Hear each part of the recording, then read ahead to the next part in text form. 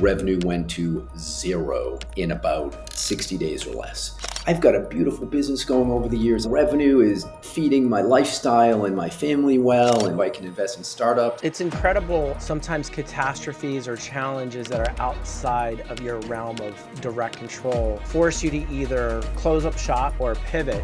Most businesses fail because you didn't spend enough time on it. But a lot of founders, they just give up too soon. So I think we're in a position now of having a really good product that's fitting into the needs of the market. But man, I'll tell you, that was a scary moment. What are the traits or what's the DNA that you saw of businesses that made it past that seed round and actually really started to hit scale? Are you looking for actionable insights from the world's most inspiring individuals? The Built by Love podcast is on a mission to transform your life, your business, and your health. Tune in for impactful conversations with people who do business differently. Avoid burnout, acquire freedom, and live life fully on your own terms. With me, Pete Daly-Dickson, alongside Daniel Bussius. Bob, it is an absolute honor to have you on the Built by Love podcast. There's a thing we like to do, and we like to start with a unique story. And so can you take a moment to tell us a time in your life that was either personal or professional that was arguably the most challenging? You were fearful if you would even get through that successfully. Well, first off, Daniel and Peter, it's great to be with you guys. And a little plug, I know I'm not supposed to plug, but we used your agency about a year and a half ago to get a business launched, and happy to say that it is doing extremely well. And I love Built by Love. You Awesome. guys do some amazing Thank work. you. So, and in fact, to your question, that is one of the products that came out of a real challenge. So, of course, my business is sort of C-suite events, bringing folks together, right? And so I've been doing that for 20 years. And March of 2020 hits. I've got a beautiful business going over the years. I don't have any investors. The revenue is feeding my lifestyle and my family well, and we're traveling when we want to. I can invest in startups with the proceeds, right? Just having a really nice life all the way up through March of 2020 in the events business. And quite literally, revenue went to zero in about 60 days or less. And so that was an existential moment for a company that was an adult. And even more than that, the company had been around long enough that it was kind of getting into its sort of old age, if you will. And you could make the argument that the events industry was kind of getting old then too, right? Like there was just not a lot of innovation. So long and short is, I think at the time I was, late 40s or so. And like, that was a real challenge. It's like, okay, this, the golden egg that I spent a lot of years creating, and suddenly revenue has gone to zero. What are we going to do here to reinvent? And I think that was an existential moment for the entire industry. And it's a massive industry. It does a couple $100 billion a year worldwide in events, right? I mean, you think of events from Little League to, the NFL, right? And the Olympics. It's just a range of things. So that was an existential moment. And I think it was a matter of, do you just say, hey, it was a good run and close the business down and go to be a private equity guy or a VC, which I could have done, a few years ago. And I was like, no, I really love this space. I like to bring people together. I like to see them connect. That's important.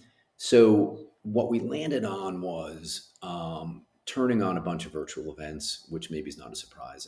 That's what a lot of these organizations are doing. But more importantly, and then we found was, hey, let's turn on a membership offering.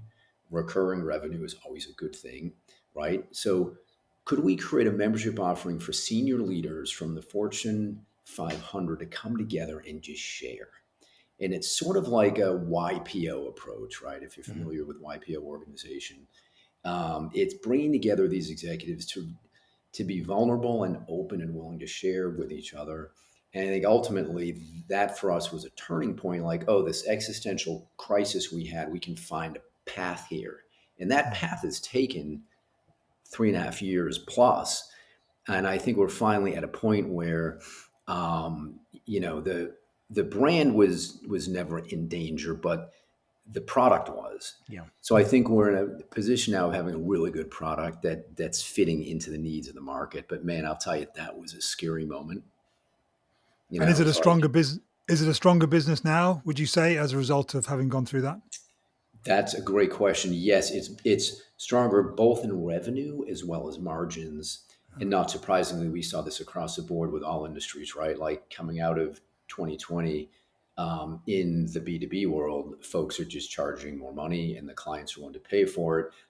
I would also make the argument we're delivering more value too. So I think we're not just marking up, the price of eggs, right? Like we're not just marking up our prices for shits and giggles, but we're delivering deeper value too because Yeah. we're bringing these execs together, really meaningful sessions. So yeah, It's incredible how sometimes catastrophes or challenges that are outside of your realm of direct control force you to either close up shop or pivot. When I moved to San Diego in 1996, all of my college credit I got lost, right? So I had to start all over going to San Diego State. I started my business as a sophomore in 1998. And then everyone knows 9/11 came. And I was an experiential agency. So Super Bowls, and you literally like Sony's like, we're going to have an, on site in the parking lot, an activation. It was my agency that was staffing that. So all these different things. And I thought I love this. I'm going to do this forever. This is so cool. I get to do all these big brand events all over the country. And then 9/11, and literally it was the same thing. Like within 60 days, my little business that was me and 80 contractors like spread around the country went to zero. And so, I mean, that's what forced me. And it took me a couple years that how can I be sheltered from this again? Because if there's a weather event, if there's any event, how am I going to be sheltered from that? That's yeah, why eventually I stepped into the marketing space of like experiential marketing is on the outskirts of marketing, direct contact there. But yeah, so that's yeah, yeah. incredible because Well, by the way, I mean, you can make the argument or you can make the rational judgment call that it would have been the right thing to shut down your business then and mine in yeah, 2020. But I think, and this is a little bit of the founder mindset, right? It's like most businesses fail because you didn't spend enough time on it. yeah, I think you could wow, make that argument a little bit. I mean, clearly you've got to have product market fits, but a lot of founders, they just give up too soon. But in this case, with our businesses, since they were existing, maybe the rational argument was, all right, there's probably a path forward because we have some fans, we have some clients yeah. that liked us. Let's just figure out what else to give them. Well, But one of the things I again, I love mean, about yeah, yeah. go ahead. Oh no, you One please of the go things ahead. I love about your business is that it's in-person events, it's a community, and it's also virtual events, so you don't have to travel. Yeah, And I mean, we'll get into. I mean, you've got an incredible storied career that we'll start to get into of all the things you found and the things you've worked on, your accomplishments. And so this will be kind of like a nod to that. But with the future of technology, AI and everything else, and I just had this conversation with someone in Australia yesterday, and I said, in my opinion, there's going to be one constant no matter what happens, what revolutions happen in each space or niche, right? Is humans are going to want human connections. And that's the one thing that your business is bulletproof on, whether it's virtual, in person, or both. yeah. You've got that. So AI can come and go, markets can completely change, industries can go by the wayside, and your thing still has arguably more value and will continue to grow in value. Yeah. Yeah. And look, I feel the same way. And you see Mark Andreessen and various others, are starting to do the contrarian investments Mhm. in this kind of human plus tech space. And it's kind of funny. It's because, like, as I mentioned earlier, this industry is considered to be pretty old guard. It's just, Yeah.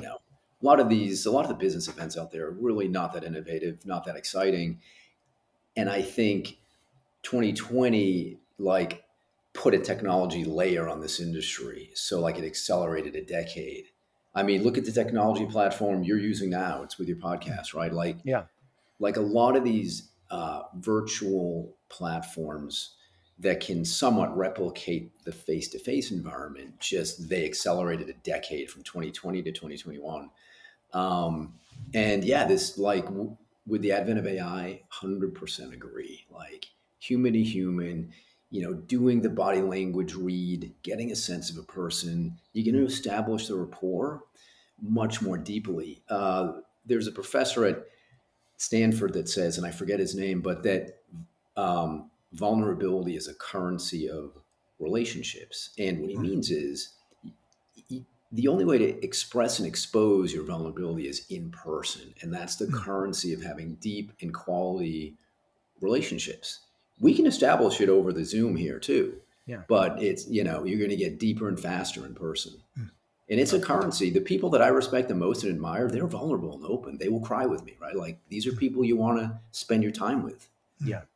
And what was it about that 20 years ago that got you into doing what then led to that kind of Well, that is, existential crisis? I wish it was some kind of grand vision, but like truly, it's what I did is I was thinking about the technology industry in the late 90s. And of course, that was before the crash of 2000.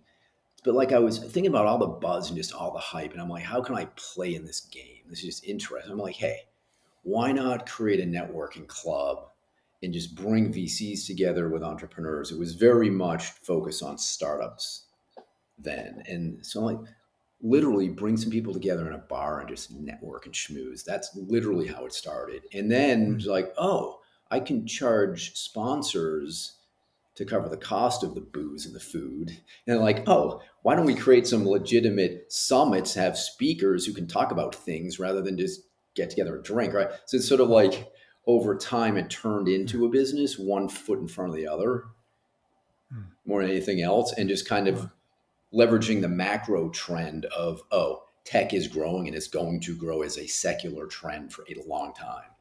Yeah. Your trajectory, arguably from college, probably even sooner, is incredibly remarkable. And you're out of college, and if I'm not mistaken, the first job you have out of college is, out of all titans in the industry, is Apple. So was that something, like, as you just spoke to, is that have intent of, I want to get in the tech business? Because what came after that, which we'll get into, is equally remarkable, of your foresight of where things are going to go. I think so. When I was in college at the University of Massachusetts, which is a great place to go to school and just have fun. When I was there, I worked at Apple actually, and they had a campus store, and they had like Dell in there and IBM and a little stall, for Apple. So there were like a few of us who were the reps, and we had to stand there in front of the computers and explain to students hey, here's what RAM is, right? So like so like that's where I started to get a little bit of energy around tech. I'm like, this is a pretty cool space. Well, what were you studying there, out of interest? What was the question? What were you studying at university? Political science. I was a generalist. I didn't know what I wanted to do really, but yeah. And then I went to law school. Well, so I went to Apple, and I went to law school after that. I'm like, I don't want to practice law, but it's interesting education. Yeah. But yeah, I mean, I was started to get infatuated with tech the more that I was learning about Apple in college. And I published a newspaper in college with a few friends. The name of it was called Zoo News, like Zoomass for UMass. And it was just it was a sort of comedy, kitschy sort of magazine. And we had a lot of fun with that. But I think this is interesting, and you'll appreciate this, Neil, is I got into Tony Robbins pretty early on in the game. And like Tony combined with Apple and that tech trend, whatever it was, gave me energy. Just to listen to him, listening to his cassette tapes in the car, right? Because that's what you did back then. And I was like, oh, I like this guy, Tony. He's motivating me. I like tech. Let me figure out what I can do here. Are you ready to take your business to the next level, but continue to be held back by marketing that fails to bring in new customers? It's time to stop settling for lackluster results, wasting your time and money, and focus on a proven formula for business growth. At Built by Love, we're more than a marketing agency. We're your growth partner. As a multiple-time award-winning agency, we specialize in creating marketing strategies that aren't just effective, they're transformative. Here's what we do. 1. Grow your revenue. Our proven systems drive meaningful, measurable results. 2. Elevate your brand. Our strategies will help you stand out and connect with your audience on a deeper level. 3. We save you time and money. Our award-winning team will handle your advertising and marketing with precision and expertise so you can focus on what you do best. Don't just take our word for it. Experience the difference for yourself. Book your free consultation today at builtbylove.com. That's incredible. I was 30 years old in San Diego, broke, embarrassed, down on my luck because I was moving away from the event business. And one of the things I decided is I was going to create a music conference. And so for anyone who likes electronic music, I was like, Miami has this big one, but there's no business being done. And so Vegas needs one. We need one on the West Coast, and it's 24 hours. And this was before Vegas had big nightclubs and all that kind of stuff. And I got funding. We did it, and it was a huge success, and we made no money. And so all the team was fighting, and they were threatening lawsuits of this and that. And I walked away with my tail between my legs, and I was like, what am I going to do with my life? Like, I'm 30. This was a huge embarrassment of a failure, of ego, and blah, blah, blah, blah. And I got into Tony Robbins too, which arguably was one of the things that was a catalyst to change my life, of like this and like all of the things he talks about with mindset and action. And obviously, you know that. Yeah. And like, what's really, really interesting is way back then, there were no other platforms. You were literally, if you were sitting in your car, you're listening to the local DJ of the local radio station droning on about the most boring stuff. And that was your single source of information, more or less. And then you had the ability to listen to, some books on tape and that type of thing. But like what Tony was doing back then, he was maverick, absolute maverick, Absolutely. Yeah, for sure. Well, so this is incredible, in my opinion. In 1998, you're the founder of an e-commerce association. And just for our listener who's maybe kind of forgetting that e-commerce is relatively new, people are not just online buying things and adding things to their cart, is Amazon, and I'm making sure I get this right because I looked it up. Amazon did not even begin to actually hit scale until the 1990s, and they didn't even earn a profit. Like, I'm talking the last quarter, Q4 of 2001 is when they finally broke a profit. And in 1998, so again, like 2 years before Amazon actually starts hitting scale, and Amazon back in the day was an online bookshop, you decide, hey, I'm going to start an e-commerce association. And arguably most of the businesses, and I don't know what percentage this is, but most of the businesses didn't even have websites, nonetheless e-commerce. So what, I mean, like, that is just the foreshadowing and the insight to understand that this was going to be a huge thing. And you're doing that right around like the college years or right in that space. I mean, talk to me, Peter and I, about that. That was an attempt at, like what I mentioned earlier, and like we discussed, is like trying to get in front of the parade a little bit. Like, we could all see that the e-commerce space was going to be big, right? It's going to be big. It's going to be big, as they say, all the VCs and all the founders. We didn't know the crash was coming in March of 2000, but I think the late 90s, it was pretty clear to the startup world and the VC world, maybe not the masses, although then again, a lot of people, were day trading back then too. That was the thing. But like, what was interesting about e-commerce is that I feel like it's almost like what people are thinking about crypto, like from 2017 through now. There's just kind of there's this window of a decade where it's early for a number of years, but then all of a sudden it hits scale. And I think crypto is the same way. Very soon, probably by 2030, crypto is going to be literally the rails for finance, the rails for retail. So I think with e-commerce was the same way back then. It was just, you could see it coming. It's like, what can you do to maybe bring people together so they can share and learn from each other? I've always been intrigued with that concept. So, Was it So this from that idea, association? Oh, go ahead, Peter. I was going to say this side. So this idea of bringing, creating something for e-commerce, that was before the other bringing the VCs and founders together. Was that before or after?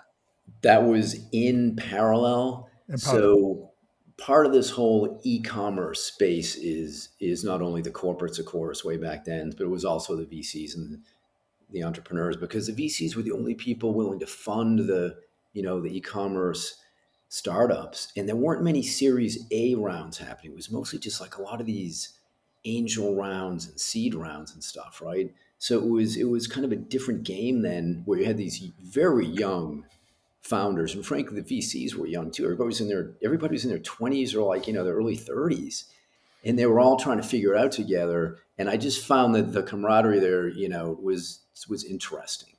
So I wanted to just create a network to bring them all together, And we started in one city in Boston, and then we went to New York, and then we went to Austin, Texas. We eventually scaled to 35 cities. Wow. But just like starting off in one city is One bar. One bar, exactly. I love bar.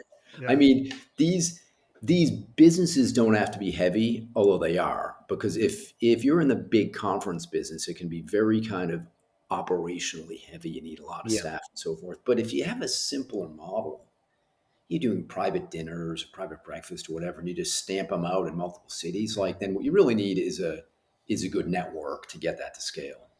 Yeah, you're not dealing with unions. You're not dealing with union venues, AV production companies, work back timelines. Like, yeah, it's a brilliant approach, which speaks to, for the e-commerce association that you were building. Then, did that lend itself for the relationships and the inspiration for you to co-found a SaaS platform? Like, how did that come about during that time? Definitely. So, like, what I did is I started in Boston, moved to New York City because, and this is again, the personal or the existential moment. At the tender age of 29, I got divorced, and I'm like, my fucking life's over. I'm a loser. I couldn't hold a marriage for even 3 years, and just beating myself up about that. And I'm like, well, I'm in Boston. I might as well move to New York. It's a bigger market for the business. I can have a fresh start. And it's a good place, obviously, if you want to meet people, if you're single. Yeah. So I was like, all right, I'm going to go to New York. And so launching the chapter there, which was called New York ECom, we shortened it from New York E-commerce Association, which is a mouthful. Like, okay, Mass ECom, New York ECom, Texas ECom. So that absolutely helped to let me think about the creation of that SaaS platform, which was called Sponsor Hub, which was in and around the events industry. It was basically a SaaS tool that allowed big brands to like track and measure their sponsorship of large events like the Olympics and the World Cup, and that type of thing, or if they're sponsoring an athlete, right? So we raised a little bit of money around the thesis there. And it was really that, like, measurement for sponsorship is a tricky business and messy. Like, can we get some tech in that space, And then a lot of agencies jumped into the space as well. They all have their own tech solutions now for, hey, here's how you measure sponsorship in events. But like back then in 2011, it was sort of a nascent space. I never told you this, but it was early 2000s. My business is, going for events to consulting to digital marketing and all the things in between. Obviously, like any founder, you have your ups and downs. And there was a time that I had a client, and this client got bought out by another client. It's one of the world's largest tobacco companies, still is. And my agency was doing all of their events, and then got bought out by, well, RJ Reynolds. And so then they approached me and say, hey, we liked what you were doing. Do you want to run the nation? And I was like, I don't know. They're like, well, it's a $10 million budget you control, and you get to hire all the staff, and you get to choose everything. And we've got all these magazine credits that we got to use. And I was like, okay, all right, fine, I'm in. And so I used Sponsor Hub because that was one of the things. Is they're like, well, look, we've got this thing with this magazine. I won't mention brands, even though some of them are probably gone. But like, we have this thing with this, magazine, and this thing that we're doing here, and we're paying X for this and that. And that was one of the things in the old days. Did you know that? Did you know that, Bob? I didn't. And if it was one of the tobacco brands, I'm trying to remember, because we worked through a bunch of agencies. So it might have been through one of the agencies out there. We spent a lot of time in Detroit with agencies there, in the auto industry, because all the auto brands, were sponsoring the Olympics. And we go to Dallas, for AT&T, and a lot of flying around. But it's crazy because back in the day, the only thing that you would look at if you're looking at this pitch deck for sponsorship is they would say, 1 million people show up, and here's the exposure, and here's like the coverage, and you're trying to put it together, and you're trying to figure out, okay, well, if my footprint is here, and I have a logo, or I can't use my logo, so that's invaluable to me.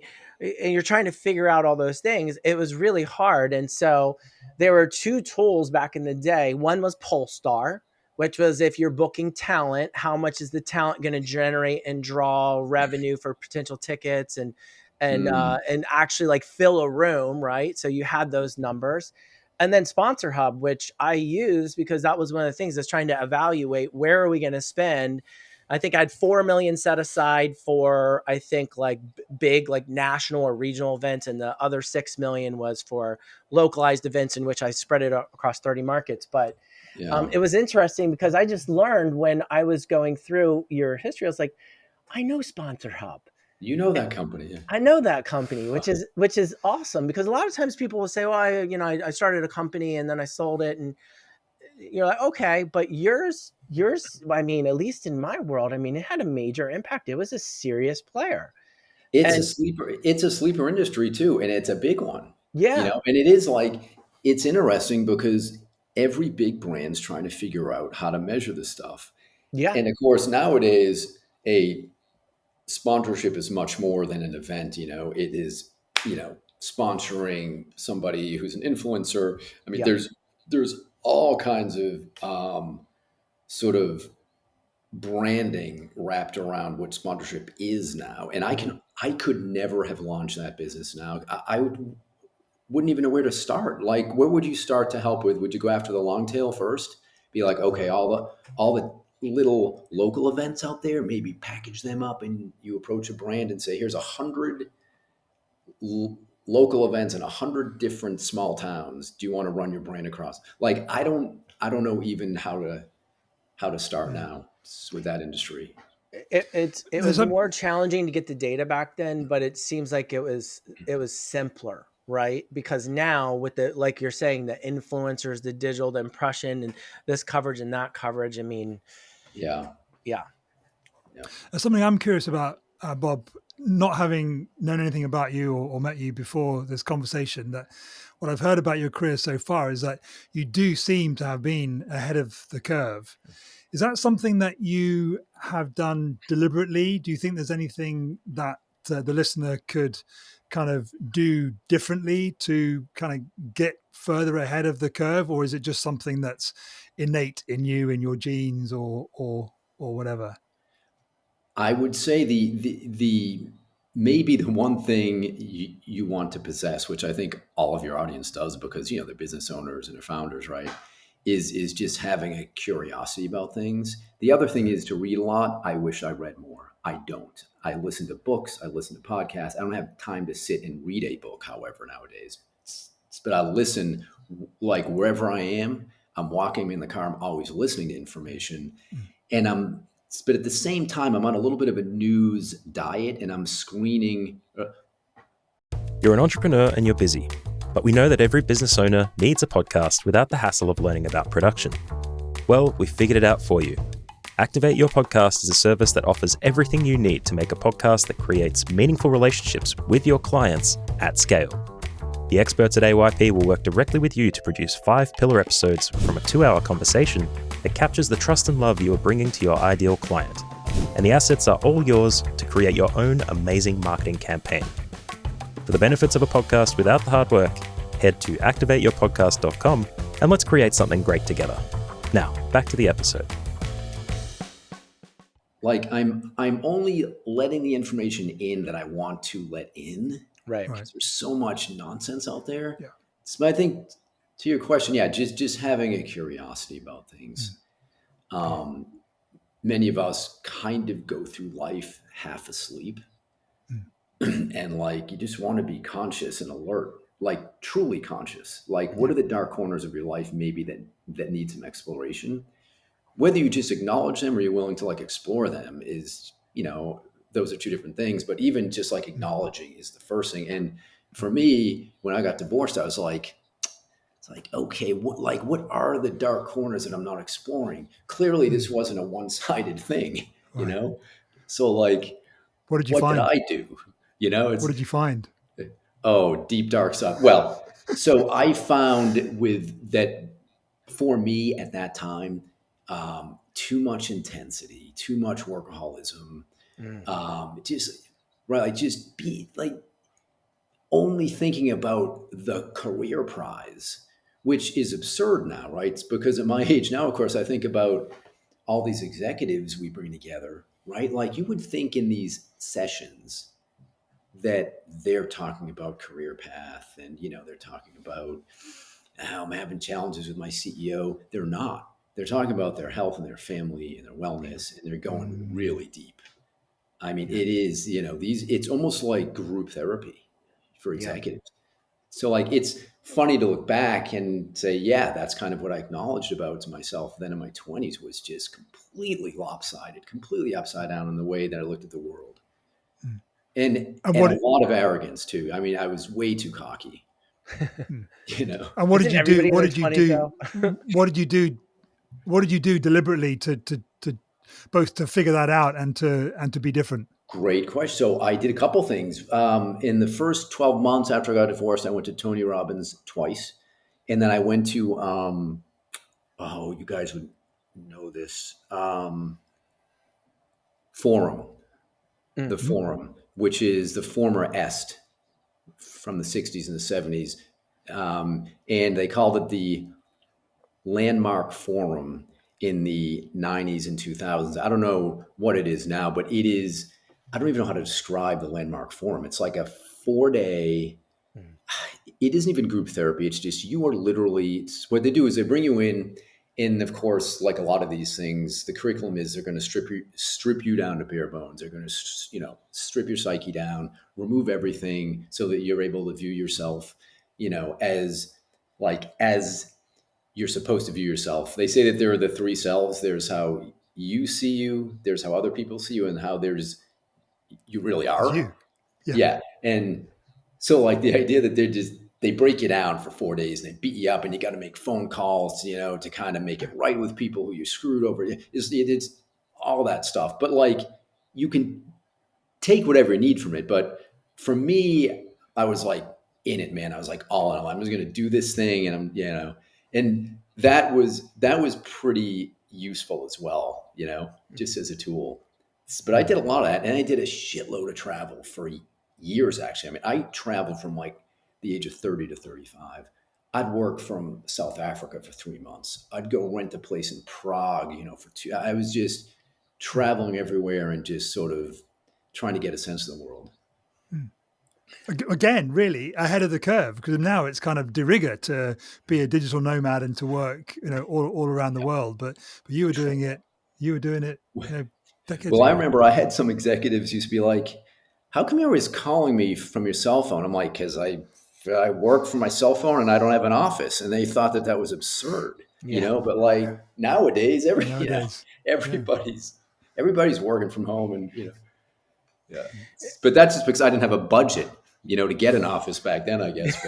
But you know, there's lessons in life that teach us profound bits of knowledge. And would you, looking back, I mean, obviously when you're 29, you're going through a divorce, and you're looking inward, probably didn't feel like a profound lesson at the time, but now that you have the knowledge and looking back, would you say that transformed your trajectory of how you look at like your balance between health and relationships and business?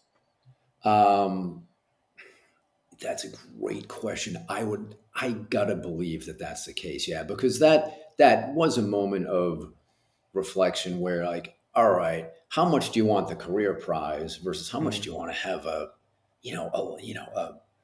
life with a partner, where the point of friendships, and partnerships are that you can witness each other's journey through life, right? It's like, all right, well, do I want to be just cranking away with no partner and not a lot of friends because I'm working too hard, or the friends I have are almost exclusively from the work circle, which is normal, right? Yeah. But you want to go deep with your friendships. You don't just want it to stay in that, like, oh, I met them at work and we're kind of surface level. So yeah, that's a great question. I mean, just looking at it from a unique opportunity. I mean, most people do not have the opportunity to actually, it either comes with age or it comes with an event or both, where they start to reflect back. And we kind of alluded a little bit to in the beginning of our conversation, where you look back and you're like, hey, the career and the money and the accomplishments are maybe not the most important thing anymore. It's shifting over here to the experiences, the love, the meaning of what you're extracting from your time here on earth. And you had that at 29. Some people it takes to 50, 60 years old. Some people never even get there. They let their life pass by them. Their children grow, their relationships wither, their health goes, and they're looking back at their time, and it's time lost. You had the opportunity to actually do quite the opposite and then enjoy it and then live abroad and work abroad. I mean, it's an incredible experience that I envy. We all are on habit trails. We're all on the rabbit wheel, one way or the other. If you have your own business, your clients are your boss. If you're working for a corporation, you know your boss, right? So it's like, which habit trail would you like to choose? And for me, it's just, hey, I'd rather be on the habit trail that I can somewhat control and dictate the path and the journey a little bit. It comes with significant risk because bringing home the bacon, bringing in the money is solely on you. It's, you don't have a job where somebody else in another department are doing the selling, and then, they pay for your salary and you get paid. It's like you're writing the front of the check, or you're signing the front of lots of checks, not the back. Yeah. And like for the past 20 years, I've been signing the front of lots of people's checks. And that can be very, very stressful. Mm-hmm. Yeah. Because you don't know. I mean, you have recurring revenue, you have other things planned, right? But ultimately, when it comes down to it, and not that there's anything wrong with it, but an employee mentality, no matter where you are, as every 2 weeks, there's a deposit to your bank account, right? You put in the hours, you put in the effort, there's a deposit to your bank account. As an entrepreneur and a founder, there is no guarantee that you're getting a check, whether it be next month, next week, or 6 months from now. It's the actions and the thoughts that you're taking that are going to actually create that to make that possible, that you can have that money in the bank account. So with that said, you not only scaled, and I want to jump through your career for a little bit of a timeline quickly, but I want to close the chapter on the SaaS startup Sponsor Hub, because you scaled that and then you sold it. And most people aspire. Some people their business will never get there. But that is a massive milestone of challenges and learning experiences. Not only as someone who is a founder that's trying to balance everything in their life, but also to have to go through that. Someone's really taking a lens at your business, really determining what the value is, not the emotional value, but the real value. And then, so to speak, writing a check. what was the biggest lessons that you could share, whether it be wisdom or, hey, don't follow this path, for someone who's going to embark on a sale? Yeah. I think you got to know when the right time is to sell. For us, we saw the writing on the wall. We knew the agencies were jumping into the game. And the reason we knew that is that we started to get a lot of calls from a lot of agencies who were diving into our structure and processes more than wanting to necessarily leverage us for their clients. I was like, well, okay, I think they're trying to sort of reverse engineer or deconstruct the way we're measuring sponsorships because they want to be doing this on their own. So it's like, well, if the agencies who have significantly more resources and staff than what we had at the time, we had raised, I think by then, maybe 3.5, $4 million at most. So like the agencies could run circles around us, and they had relationships with all the brands. Yeah. So we figured our best play here is to be a plug-in. Let's go find a buyer. And so we talked to ComScore and, Nielsen and all those guys. And we ended up rolling into RentTrack. And RentTrack was they still are, but they're part of ComScore though now, but they were the premier TV measurement and film measurement platform, very behind the scenes, but they were the go-to guys. And we're like, oh, this is perfect because they don't have anything, in the sponsorship world. Yeah. So they acquired us, and literally the next week they got acquired by ComScore the very next week. Wow. So all that equity rolled into the bigger bucket. Yeah, and it's like I guess the lesson is know when to exit. Some founders, and for us, that was year 5. So some founders will stick it out because they think they got enough money in the bank, they can ride it out, and they're scaling, and they can. And then there's others that make that same judgment call, and they end up not, 3, 4, 5 years later, not much higher valuation. It's a tricky game because the investors need a certain kind of return, and they need it in a specific time horizon, which is why you hear the stories about the VCs on the boards of startups that are always pressing these startups more revenue. Yeah. Because the VCs, their fund time horizon is typically 5 to 7 years. That's not the case anymore. It's longer. But so if a VC has to go and raise a fund, they got to have most of the exits within 5 to 7 years, which is kind of crazy because it takes 10 years to build a company. Yeah. I mean, it does. It takes a decade. So anyway, that's the challenge for founders. Don't raise too much, but raise enough so you can get going, so you can get to scale a bit. If you raise too much, you're going to be doing you do some later rounds where the valuation is lower. It seems to me, sorry, Daniel, also in that though, Bob, it seems to me that we're coming back to that, be conscious and be curious. And I'm sure that you're that part of you, that mindset within you was the thing that made you realize that now was the time. If you weren't so conscious and weren't so curious and you just had your head down and were just kind of on the wheel, you perhaps might have missed that opportunity. Would that be fair? Yeah. And you can't do it alone. You need people surrounding you. And my feeling is that most founders actually are pretty good at mitigating risk. You might think they're not. You might think this person's crazy. They just went out and launched a business to the sacrifice of their family and everything else. But usually they've done the deep research and the thinking around, okay, where can I mitigate some risk here? And those are generally the founders that are more successful. When you founded the New York Venture Capital Association, I mean, obviously you had startup founders and you had VCs and angels all coming together. And obviously you went through a startup and then sold. So I mean, what are the traits, or what's the DNA that you saw of businesses first and foremost that made it past that seed round and actually really started to hit scale? And then there's a whole different level of scale of making it past like to Series A and so forth. Mm-hmm. So let's start first with what did you see or witness, either from the VC side of those conversations or just from witnessing that either yourself or others? of the ones that actually made it through? Were there traits, routines, schedules, something that they were following that was a secret sauce to success? So the New York Venture Capital Association was in existence, and we acquired it, and we kind of Okay. Hey there, entrepreneurs and business owners. Are you feeling stuck with marketing strategies that just aren't delivering? Struggling to attract the right customers or boost your sales? Imagine turning those challenges into triumphs with a proven roadmap tailored just for you. Introducing Marketing Built by Love, the game-changing book by award-winning expert Daniel Bussius. Marketing Built by Love is designed to tackle your biggest business pains head-on, whether you're battling low visibility, weak customer loyalty, or stagnant growth. This book provides actionable solutions that drive real results. Here's how it can transform your business. Boost your revenue. Implement strategies that convert leads into loyal customers.